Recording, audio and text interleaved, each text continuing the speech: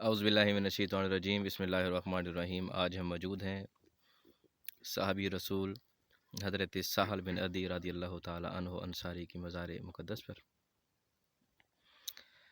तो मेरे साथ हैं जनाब फ़रहान साहब, अल्लामा फ़रहान सैफ़ी नक्शबंदी साहब।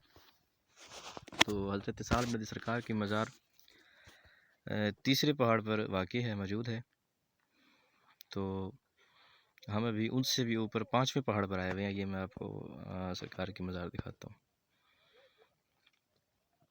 ये आपको नज़र आ रही है सरकार की मज़ार, और ये जो साथ मस्जिद बनी हुई है और मुसाफिर खाना बना हुआ है। ये हम कोह सुलेमान में दामन में वाक़ई हैं, बैठे हैं उधर।